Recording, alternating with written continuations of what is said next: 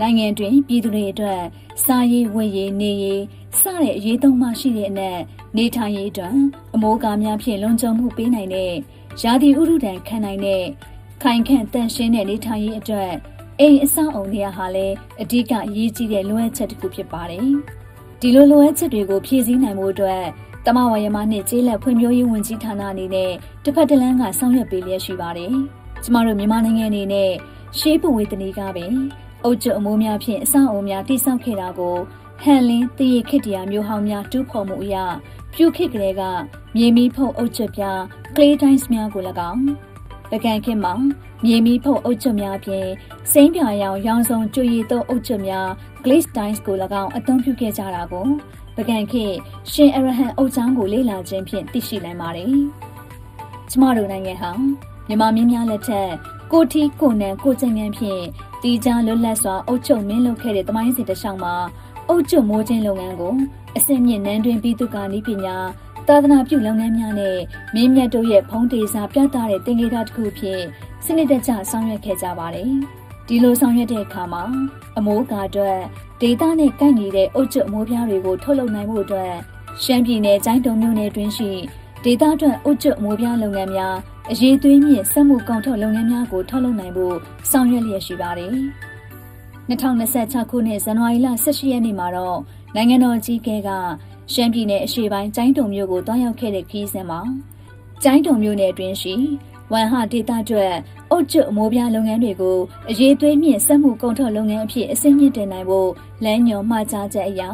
တမဝရမနှင့်ကျေးလက်ဖွံ့ဖြိုးရေးဝန်ကြီးဌာနအနေနဲ့အကောင့်ထဲပေါ်ဆောင်ရွက်လျက်ရှိပါတယ်။ကျိုင်းတုံမြို့နယ်ဝန်ဟကြီးရွာရှိအုတ်ကျအမိုးပြားလုပ်ငန်းများကိုစက်မှုကုန်ထုတ်လုပ်ငန်းများအဖြစ်အဆင့်မြင့်တင်နိုင်မှုအတွက်ရန်ကုန်မြို့တာယာရီမြို့မော်ဘီမြို့ပဲခူးမြို့များရှိအုတ်ကျလုပ်ငန်းတွေကိုဖွင့်ဆင်းလေ့လာပြီးလိုအပ်တဲ့မြေနှက်ဆက်မြေပုံသွင်းဆက်မြေသေးဆက်လေမှုတ်ဆက်မြေဖြတ်ဆက်များကိုမှာယူပြီးစတင်လဲပတ်နိုင်အောင်ဆောင်ရွက်ထားရှိပြီးဖြစ်ပါတယ်။ရေကြီးများရွေးချယ်ရမှာစေကပ်မှုကောင်းတဲ့သဲပါဝင်မှုနည်းတဲ့ထုံးကြောက်ပါဝင်မှုမရှိတဲ့မြေကိုအသုံးပြုရပါတယ်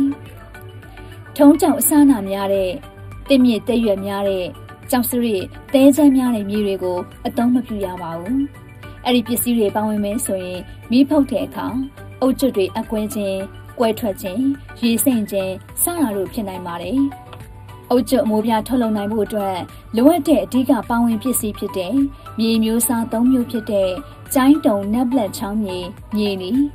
ရန်ကုန်ဒေသရှိမြေဝါနဲ့ဝန်ဟဒေသရှိမြေနက်တို့ကိုတင်ယူပြီးတခွဲကမ်းမှာစီစစ်ခါရှင်စည်းအချိုးချပေါင်းဆက်ပြီးမြေဆယ်စရေတစဖြင့်ရှင်စည်းဖြစ်တဲ့အထိရှင်စည်းနယ်ဆက်ဖြင့်နေပြီးတညနှက်ထားရပါတယ်။အဲဒီနောက်နေဆက်တဲသို့ပြန်ထည့်ပြီးနေဆက်မှထွက်ရှိလာတဲ့ရှင်စည်းတွေကိုရှင်စည်းတယ်ဆက်ဖြင့်အလိုလျောက်တည်ယူပြီးရှင်စည်းညှစ်ဆက်အတွင်းသို့ပို့ဆောင်ပေးပါတယ်။ရှင်စည်းတွေကိုတိတ်သီးစေဖို့နဲ့လေခုန်မှုတွေမဖြစ်ပေါ်စေဖို့ရှင်စည်းညှစ်ဆက်မှလွန်ဖြင့်ညှစ်ထုတ်ပေးပြီးရေအစိုးဓာတ်အားရေငွေ့ဆုပ်ဆက်မှဆုပ်ယူပေးပါတယ်။ရှင်စည်းညှစ်ဆက်ရဲ့ထိပ်မှာတက်ဆင်ထားတဲ့မိုးမတဆင့်အုတ်ကျွတ်အမိုးပြားများအဖြစ်ညှစ်ထုတ်ရပါတယ်။10မိနစ်ကိုအုတ်ကျွတ်အမိုးပြား2ချက်တွဲအချက်ရည်16ချက်ခန့်ထုတ်လုပ်ပေးနိုင်ပါတယ်။မိုးမထွက်ရှိလာတဲ့အုတ်ကျွတ်တွေကိုသတ်မှတ်ချိန်ညှိထားတဲ့ size အတိုင်းဖြတ်ဆက်ဖြင့်ဖြတ်တောက်ပေးရပါတယ်။အဲဒီနောက်တဘာဝလေးဖြင့်2ရက်ခန့်နဲ့နေအောင်ကြည့်ဖြင့်3ရက်ခန့်စုစုပေါင်း9ရက်ခန့်6ခန့်ထားရပါတယ်။အဲဒီနောက်24နာရီခန့်မီးဖြင့်အပူပေးရပါတယ်။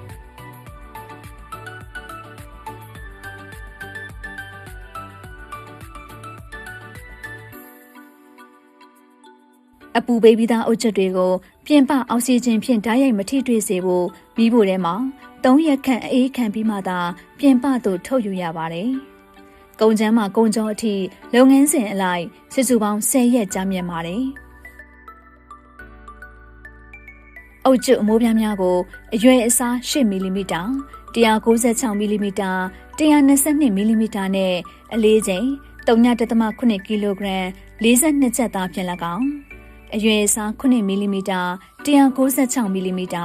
122မီလီမီတာနဲ့အလေးချိန်3.41ကီလိုဂရမ်25ချက်သားဖြင့်၎င်း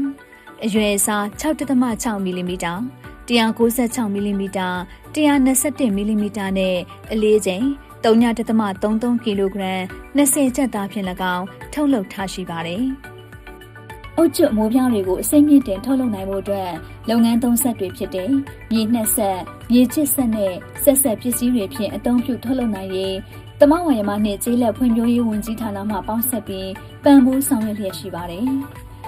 အခုလို pilot project ဖြင့်ဆောင်ရွက်တဲ့အုတ်ကျွတ်မိုးပြားလုပ်ငန်းကိုဒေတာအခြေပြုတမဝါယမစနစ်နဲ့ကုန်ထုတ်လုပ်မှုပုံစံအဖြစ်ဆောင်ရွက်ပြီးထွက်ရှိလာတဲ့အမိုးပြားတွေကိုဒေတာရင်းဈေးကွက်ရရှိရေးရှမ်းပြည်နယ်အစိုးရအဖွဲ့နဲ့ဌာနဆိုင်ရာများပုဂ္ဂလိကလုပ်ငန်းရှင်များနဲ့ချိတ်ဆက်ဆောင်ရွက်လျက်ရှိပါတယ်။မင်္ဂလာပါ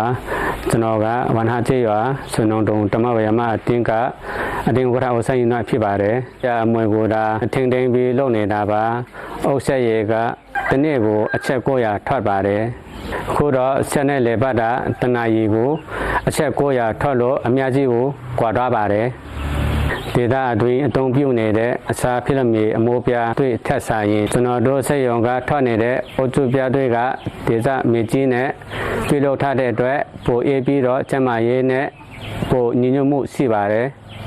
ရိုးရာမွေကိုလည်းထင်ထားနိုင်တဲ့အပြင်ထုတ်ကုန်ရည်တွေကလည်းပုံမကောင်းမွန်တဲ့အတွက်ဒေသထုတ်ကုန်တစ်ခုအနေနဲ့ MSME အယောင်ပြပွဲတွေမှာဝင်ရောက်ပြသလို့ရတဲ့အထိစူးစမ်းဆောင်ရွက်သွားမှာပါဒီလိုဒီဖြစ်မြောက်အောင်ပံ့ပိုးပေးတဲ့တက်ဆိုင်ရာဌာနအားလုံးကိုလည်းကျွန်တော်ကကြေးရွာကိုစားတင်းသားကိုစားကျေးဇူးအများကြီးတင်ပါတယ်လို့ပြောကြားလိုပါတယ်။အုတ်ကျွတ်မိုးပြားလုပ်ငန်းကိုကျိုင်းတုံမြို့နယ်ဝမ်ဟာကျေးရွာမှာရှိတဲ့ရွှေနောင်တုံမျိုးစိတ်ထုတ်တမဝါယမအသင်းမှာရှိတဲ့အသင်းသားတွေကဆောင်ရွက်နေပြီး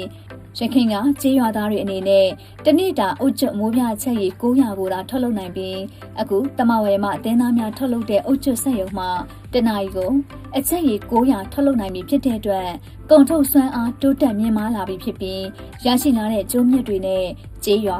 လန်တရာရေရရှိရေးစေပေကန်စာကြည့်လိုက်စသဖြင့်ကျေးရွာပတ်စုံဖွံ့ဖြိုးတိုးတက်ရေးလုပ်ငန်းတွေကိုလည်းဆောင်ရွက်သွားမှာဖြစ်ပါတယ်။အုတ်ကျွတ်မိုးပြားကိုအသုံးပြုခြင်းအပြင်မိုးရွာတဲ့အခါမှာ